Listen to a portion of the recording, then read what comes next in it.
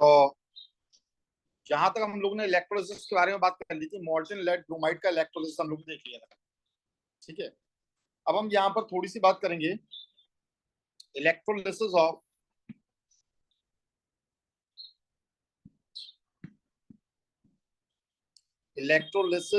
Of acidified water.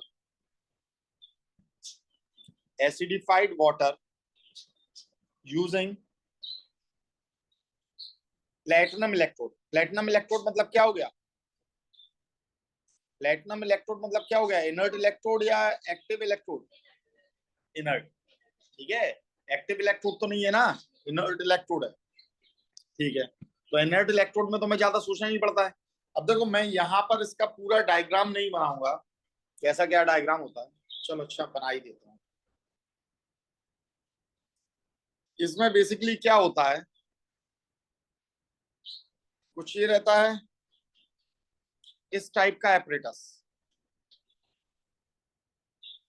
इस type का apparatus रहता है।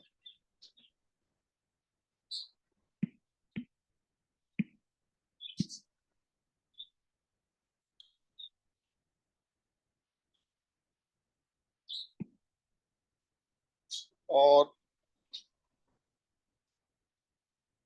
यहां से ये कॉलम जाता है, यहां से एक ये कॉलम जाता है।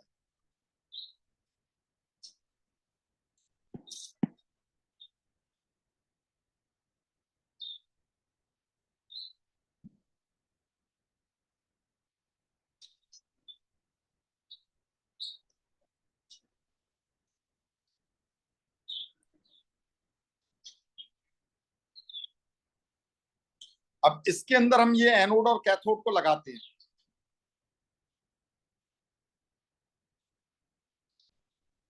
ठीक है भाई, ये एक ट्यूब लिया, इस ट्यूब के थ्रू यहां से ऐसे परफोरेटेड होता हुआ एक तार यहां पर अंदर जाए, बिल्कुल ऐसे ही यहां पर भी होगा। ये प्लेटिनम का वायर, यहां पर ये प्लेटिनम का वायर लगा हुआ है। ठीक है, ये जा रहा है प्लेटिनम का वायर, ये लगा हुआ है। ये बैटरी से कनेक्ट होगा, एक तरफ बनाएगा ये कैथोड और दूसरी तरफ ये बनाएगा एनोड। ठीक है, और यहां पर क्या करते हैं, हम इसे क्लोज कर देते हैं। ठीक है, ये एक बाल्व लगा रहता है जिससे हम इसे बंद रखते हैं, बिल्कुल सेम इससे भी हम बाल्व से बंद रखते हैं। अब हम क्या करते हैं यहाँ पर, देखिए, जो एसिडिफाइड वाटर है वो यहाँ भरते हैं, और ये एसिडिफाइड वाटर यहाँ से बहता हुआ यहाँ भी आ जाता है, और ये एसिडिफाइड वाटर यहाँ भी आ जाता है, और ये इसमें ऊपर तक पूरा भर जाता है एसिडिफाइड वाटर। एसिडिफाइड वाटर का यहाँ पर क्या मतलब है? एसिडिफाइड वाटर का मतलब होता है यहाँ पानी तो मौजूद है, थोड़ा सा एसिड भी प्रेजेंट है, जैसे हमने H2SO4 एसिड डाल दिया। ठीक है, और पानी भी यहाँ पर प्रेजेंट है। ठीक है, तो इससे हम क्या बोलते हैं? एसिडिफाइड वाटर बोलते हैं। क्या बोलते हैं? ठीक है, अब जैसे हम यहाँ इलेक्ट्रोलिसिस चालू करेंगे तो इलेक्ट्रोलिसिस में क्या होगा देखिएगा, यहाँ टूटने के लिए कौन कौन है? सबसे पहले तो आयोनाइजेशन होगा। आयोनाइजेशन में क्या होगा? H2O टूटेगा, किसमें टूटेगा बेटा? H+ में और OH नेगेटिव में। फिर आपका H2SO4 टूटेगा, किसमें टूटेगा बेटा? 2H+ देगा और प्लस SO4-2 देगा। समझ में आ गई बात? अब देखो, पॉजिटिव आयन तो दोनों के सेम है, सिमिलर है भाई, यहाँ भी हाइड्रोजन है और यहाँ भी क्या है? हाइड्रोजन। नेगेटिव आयन दो है, OH नेगेटिव और SO4-2। दोनों में से कौन डिस्चार्ज होगा? बनी बात है, OH डिस्चार्ज होगा क्योंकि ये नीचे है। तो कैथोड पर रिएक्शन देख लेते हैं, तो कैथोड पर क्या रिएक्शन होगी बेटा? H+ जाएगा, ये अपने अंदर इलेक्ट्रॉन को लेगा, है ना, और इलेक्ट्रॉन को लेके हाइड्रोजन बनाएगा। ये रिएक्शन 2 बार होगी, तो यहाँ पर H2 का फॉर्मेशन हो जाएगा, 2 इलेक्ट्रॉन।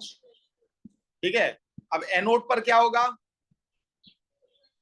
4OH नेगेटिव जाएंगे, और ये जाकर डिस्चार्ज होने पर 2H2 देते हैं और प्लस क्या निकालते हैं? O2 gas. एनोड से ऑक्सीजन गैस निकल रही है और कैथोड से हाइड्रोजन गैस। तो हाइड्रोजन गैस लिबरेट हो रही है कैथोड से, और एनोड से क्या हो रहा है? ऑक्सीजन गैस लिबरेट हो रही है। क्या ये बात समझ में आ गई? अच्छा, इसमें कुछ एक क्वेश्चंस आते हैं, इसमें क्वेश्चन ये आते हैं, ratio of hydrogen to oxygen कितना है बाय वॉल्यूम? बाय वॉल्यूम कितना है? तो 2:1 होता है बाय वॉल्यूम। क्या होता है?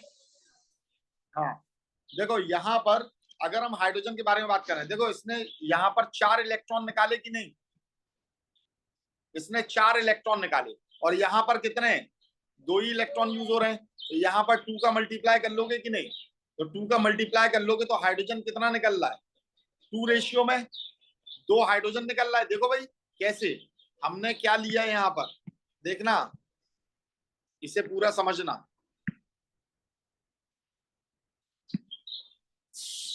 इसे पूरा समझना जरा। हमने क्या किया है, 4H प्लस, भाई 2 का मल्टीप्लाई यहाँ पर पूरे में करा दिया इस पूरी रिएक्शन में, है ना, इलेक्ट्रॉन से इलेक्ट्रॉन तो कैंसिल आउट हो गए, प्लस 4OH नेगेटिव, इनने मिलकर क्या बनाया, 2H2O बनाया, प्लस क्या बनाया, 2H2 और प्लस O2। अब यहाँ पर आपको एक चीज दिखाई दे रही होगी, क्या चीज, यहाँ पर हाइड्रोजन कितने वॉल्यूम है, 2 वॉल्यूम, ऑक्सीजन कितना वॉल्यूम है, 1 वॉल्यूम, तो यहाँ पर ratio of hydrogen to oxygen, hydrogen to oxygen कितना रेशियो आ रहा है, 2:1, कैसे, बाय वॉल्यूम, बाय वॉल्यूम, बात समझ में आ रही है, कोई प्रॉब्लम इसमें, और बाय मास कह देंगे तो हाइड्रोजन का कितना मिल रहा है, 4, ऑक्सीजन का कितना मिल रहा है आपको, 32, ऑक्सीजन का एटॉमिक नंबर कितना होता है 16, और 2 ऑक्सीजन लग गए तो 32, तो ये कितना 32 से कितनी बार, 32 कितनी बार जाएगा 4 से, है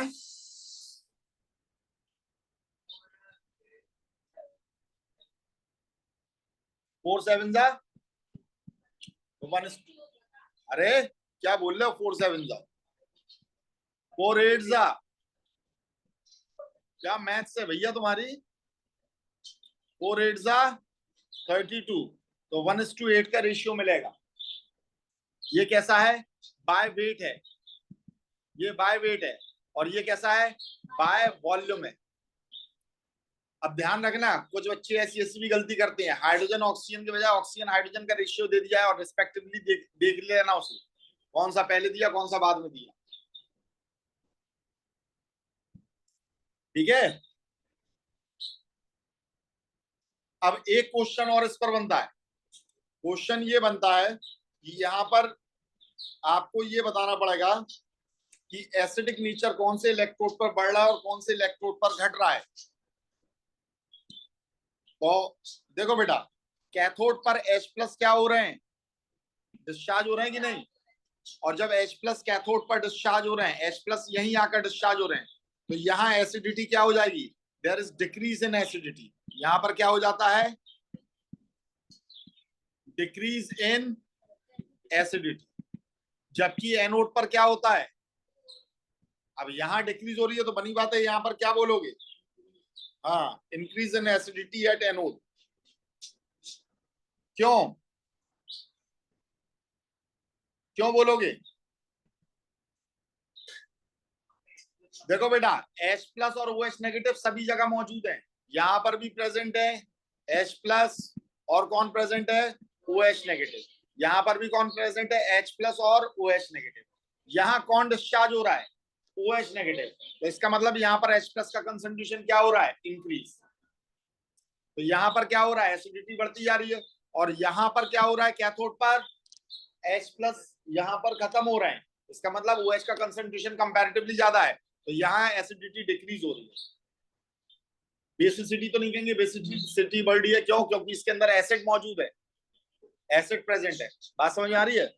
तो एसिडिटी कहाँ बढ़ती है, कैथोड पर कम होती है और एनोड पर इंक्रीज हो जाती है एसिडिटी, और ऐसे याद नहीं रख पाओ तो ऐसे याद रख लेना, कैसे याद रखोगे, A for acidity, A for anode, यहां पर बढ़ेगी, ठीक है, और एसिडिटी ए फॉर, और ये कैंसिल होगी तो सी से कैंसिल, कैथोड पर कम होती जाएगी,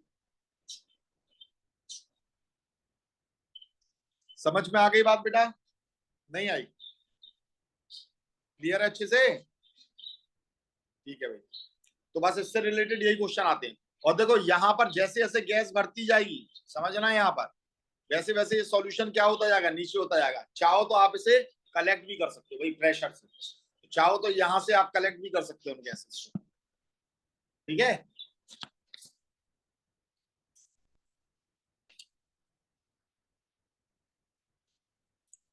अब नेक्स्ट है हमारा एप्लीकेशन ऑफ इलेक्ट्रोलिसिस। इलेक्ट्रोलिसिस की क्या क्या एप्लीकेशन होती है इसे देखना है। एप्लीकेशन ऑफ इलेक्ट्रोलिसिस, तो सबसे पहली जो एप्लीकेशन होती है वो होती है electroplating with metals. Electroplating with metals. दूसरी जो प्रोसेस होती है वो होती है इलेक्ट्रो रिफाइनिंग ऑफ मेटल्स, और ये इलेक्ट्रो रिफाइनिंग बहुत ज्यादा आएगा किसमें, ये यूज होगा मेटलर्जी में। और तीसरी चीज होती है एक्सट्रैक्शन ऑफ मेटल। अब एक्सट्रैक्शन ऑफ मेटल के लिए भी और इलेक्ट्रो रिफाइनिंग दोनों ही आपके मेटलर्जी में आएंगे। एक्सट्रैक्शन ऑफ मेटल, ठीक है। सबसे पहले हम देखते हैं इलेक्ट्रोप्लेटिंग। इलेक्ट्रोप्लेटिंग,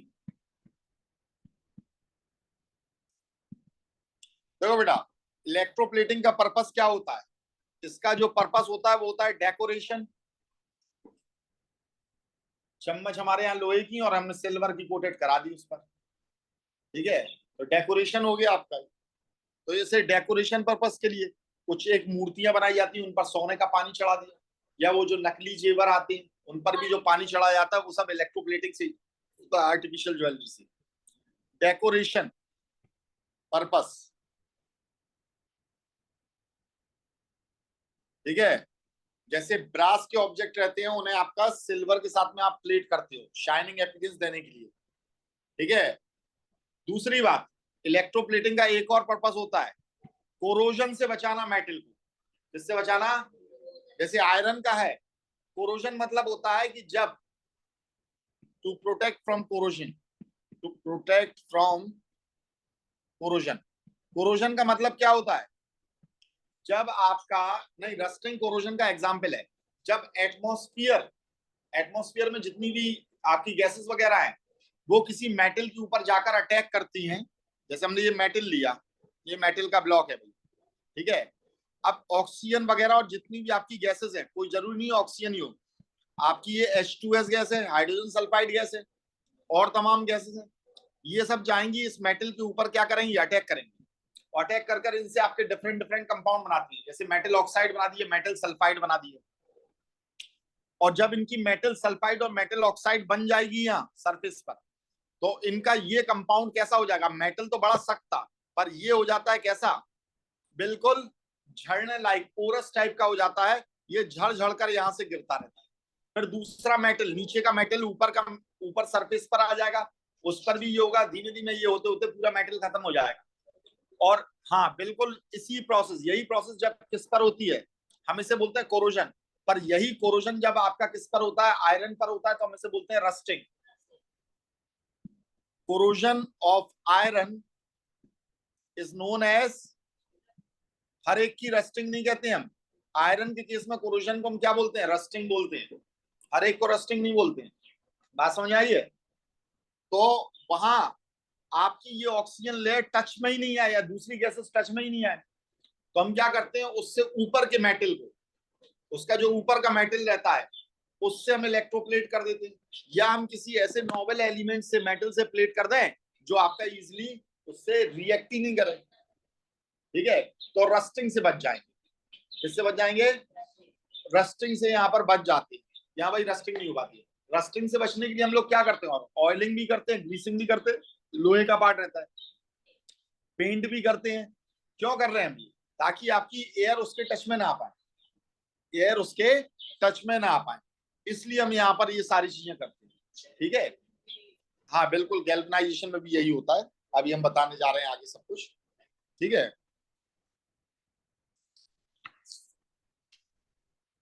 एक्चुअल में जो ऊपर वाला एलिमेंट रहता है, मैंने आपको बताया वो जल्दी इलेक्ट्रॉन दे देता है। होता क्या है, जैसे हमने ये मेटल ले लिया आयरन, अब इस आयरन के हमने टच में एक तार लगाकर हमने जिंक को लगा दिया। देखो अगर जब तक ये जिंक नहीं लगा था, इस आयरन पर ऑक्सीजन ने अटैक किया, इसने क्या बनाया Fe2O3.X H2, यानी इसने रस्टिंग का फॉर्मेशन किया। कैसे किया? इस Fe ने इलेक्ट्रॉन निकाल कर दिए किसे? ऑक्सीजन। अब देखो जिंक ऊपर वाला है ना, मैंने क्या कहा था, ऊपर वाला नीचे वाले को रिप्लेस कर देता है। भाई Fe पर यहाँ +3 चार्ज है, जिंक आएगा, ये तुरंत क्या करेगा, अपना इलेक्ट्रॉन निकालकर Fe को देगा, तो Fe वापस किस में कन्वर्ट हो गया, फिर से न्यूट्रल हो गया, और Zn पर क्या आ गया, +2 चार्ज, ये ऑक्सीजन के साथ में ये लग गया, तो Fe देखो अब आपका क्या रस्टिंग से बच गया कि नहीं बच गया। तो ये सैक्रिफाइशियल प्रोटेक्शन दिया इसने, सैक्रिफाइस किया, सैक्रिफाइशियल प्रोटेक्शन यहां पर दिया, जिससे इसने ये चीज बचाई। समझ में आ गई बात? नहीं आई? तो इस तरीके से आपके ये इन सब चीजों से ये बचाता है। अब सबसे पहले इलेक्ट्रोप्लेटिंग के ही हम लोग कुछ एक एग्जांपल देख लेते हैं। जैसे पहली चीज आती है electroplating an article with silver. हम सिल्वर के साथ में किसी आर्टिकल को इलेक्ट्रोप्लेट कर रहे हैं। कैसे इलेक्ट्रोप्लेट करेंगे, देखना बेटा। हमने एक बैटरी यहां पर ये बनाई, मतलब बैटरी नहीं बनाई, इलेक्ट्रोलाइटिक अपना एक सेल बनाया। अब इसके अंदर हमने क्या किया कि जिस भी मेटल को आपको इलेक्ट्रोप्लेट करना है, जैसे आपको एक चम्मच को करना है, सपोज करो सिल्वर में, आपने एक चम्मच यहाँ लगाई, अच्छा सिल्वर से करना है तो यहाँ पर इलेक्ट्रोड भी किसका लोगे आप, सिल्वर का लोगे। अब आपने यहाँ पर सिल्वर का इलेक्ट्रोड लिया, किसका इलेक्ट्रोड लिया, सिल्वर का, ठीक है। अब मुझे बताओ इस चम्मच को कैथोड बनाओगे या एनोड, जिसे इलेक्ट्रोप्लेट करना है,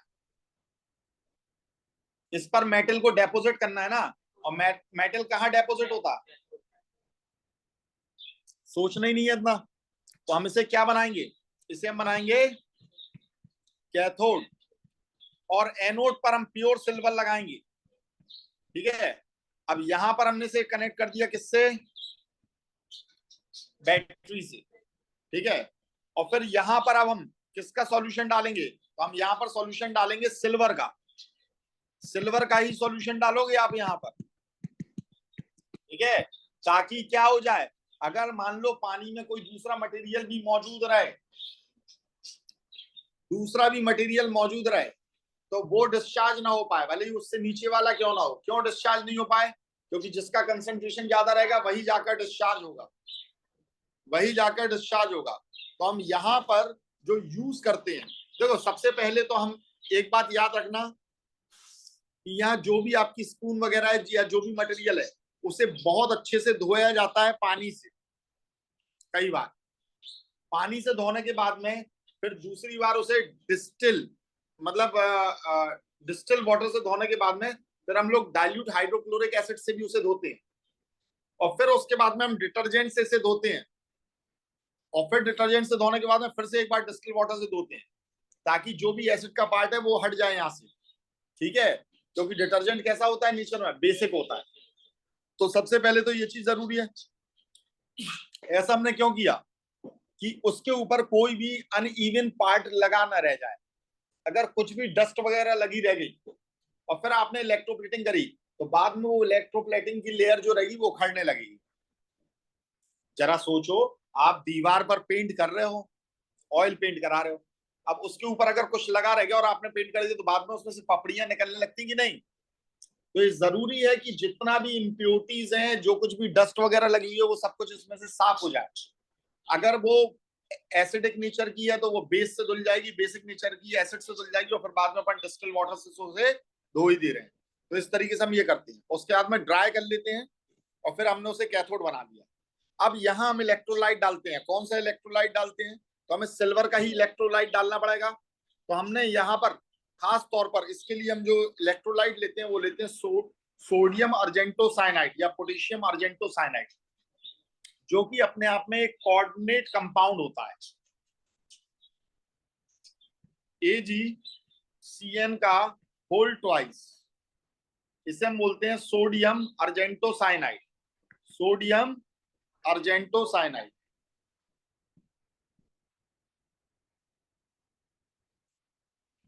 या पोटेशियम अर्जेंटोसाइनाइड, यानी सोडियम की जगह पोटेशियम लगा दो, बस वही बन गया आपका। ये अपने आप में क्या है, कोऑर्डिनेट कंपाउंड है। कोऑर्डिनेट कंपाउंड या कॉम्प्लेक्स सॉल्ट भी आप इसे बोल सकते हो, अभी कोऑर्डिनेट कंपाउंड है ये। ठीक है, हम डायरेक्टली सिल्वर नाइट्रेट या सिल्वर साइनाइड को यहाँ पर नहीं लेते हैं, याद रखिएगा। ठीक है, ये बनता कैसे है, ये बनता ऐसे है कि सिल्वर नाइट्रेट को ले लिया जाए, ठीक है, और इसमें सोडियम साइनाइड को डाल दिया जाए, NaCN को, सोडियम साइनाइड को लेकर सिल्वर नाइट्रेट के सॉल्यूशन के अंदर डाल दिया जाए। ठीक है, तो आपका यहाँ पर सबसे पहले सिल्वर साइनाइड की एक पीपीटी का फॉर्मेशन होगा, जो बाद में इसमें डिसॉल्व हो जाएगा और ये सोडियम अर्जेंटो साइनाइड का फॉर्मेशन कर देगा। इस तरीके से ये बनता है। ठीक है भाई, अब सबसे पहले हम इसे तोड़ेंगे, किसमें टूटेगा बेटा, तो हमने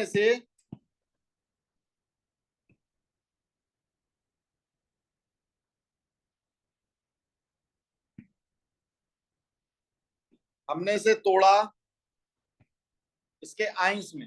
कौन कौन से आइंस हैं, तो सबसे पहले तो हमारे पास में NaAgCN का होल ट्वाइस ये है, तो आप इसे तोड़ दोगे, ये टूटेगा किसमें, Na+1 में, और किसमें टूटेगा, Ag+ में और +2CN नेगेटिव में। ठीक है, साथ में हमारा पानी भी है, पानी किसमें टूटेगा बेटा, H+ में और OH नेगेटिव में। अब देखो पॉजिटिव दो दो है हमारे पास, कौन सा डिस्चार्ज होगा, सोडियम या सिल्वर,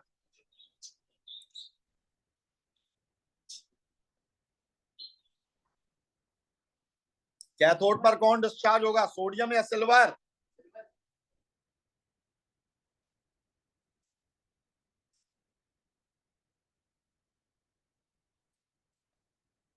तो इसमें इतना सोचना क्या है भाई, जो नीचे रहता है वही तो डिस्चार्ज होता है। तो यहाँ पर कौन डिस्चार्ज होगा, सिल्वर डिस्चार्ज होगा। कहां पर डिस्चार्ज होगा, कैथोड पर, जहां स्पून लगी हुई है आपकी। Ag+ एक इलेक्ट्रॉन लेगा और क्या करेगा भाई, ठीक है। अच्छा, एनोड पर कौन डिस्चार्ज होगा, OH डिस्चार्ज होगा। बेटा एनोड किसका बनाया तुमने, और सिल्वर इनर्ट नहीं है, और इनर्ट नहीं है तो OH से ये इलेक्ट्रॉन नहीं लेगा, और जब इलेक्ट्रॉन नहीं लेगा तो ये क्या करेगा, अपने अंदर से ये इलेक्ट्रॉन निकालेगा। जब अपने अंदर से इलेक्ट्रॉन निकालेगा तो सिल्वर की आयन बनाएगा और सॉल्यूशन के अंदर पहुंचाएगा। समझ में आई है, एक्टिव इलेक्ट्रोड है वो, क्लियर है। तो ना तो यहां से Cn नेगेटिव और ना यहां से OH नेगेटिव डिस्चार्ज हुआ। ठीक है, अब मुझे एक बात बताओ, आपके घर पे पेंट होता है, पहले एक लेयर होती है फिर दूसरी लेयर होती है, इकट्ठा लेकर क्यों नहीं मार देते, इवन लेयर आनी चाहिए ना। इकट्ठा मार दोगे कहीं आपका कैसा हो जाएगा, मोटा हो जाएगा और कहीं पर पतला हो जाएगा, तो फिर से वही परतें बनकर उखड़ेंगी। तो बिल्कुल ऐसे ही यहां पर भी जो आपकी लेयर चढ़े वो बहुत धीमे धीमे चलने चाहिए, बहुत धीमे धीमे चढ़ना चाहिए। और लेयर धीमे धीमे चढ़े तो उसके लिए हम क्या करें, इस प्रोसेस का ड्यूरेशन कैसा रखें, कैसा रखें भाई, ज्यादा, यानी स्लो रखें, धीमे धीमे करंट दें, लंबे टाइम तक करंट दें, करंट स्लो रखें। ठीक है, तो द थिकनेस और कितनी बड़ी लेयर चढ़ानी है ये भी किस बात पे डिपेंड करेगा, कितनी देर तक आप करंट दे रहे हो। The thickness of coating will depend on the duration of current passed, आपने कितना करंट पास किया है उसके ऊपर। ठीक है, दूसरी बात, एनोड तो यहां पर डिसॉल्व होता जाएगा, डिसॉल्व विद टाइम, पतला होता जाएगा, और टाइम टू टाइम अगर आपको और लेयर चढ़ानी है तो इसे बढ़ाना पड़ेगा। ठीक है, समझ में आई ये बात। इलेक्ट्रोलाइट में से कोई आयन क्या खत्म होगा इसमें, आंसर है नहीं। कोई भी आयन यहां से खत्म नहीं होगा। क्यों? लगातार आपका एनोड इसे लगातार देता जा रहा है। ठीक है,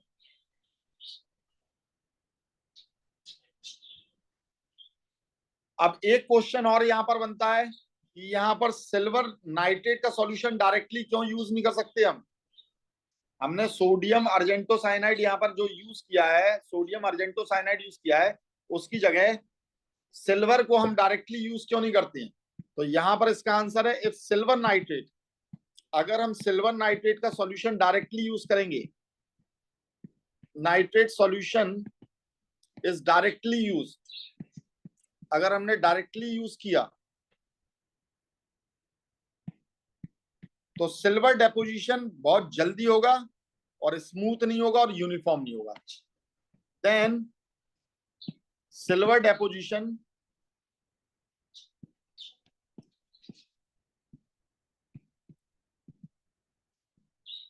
is not very smooth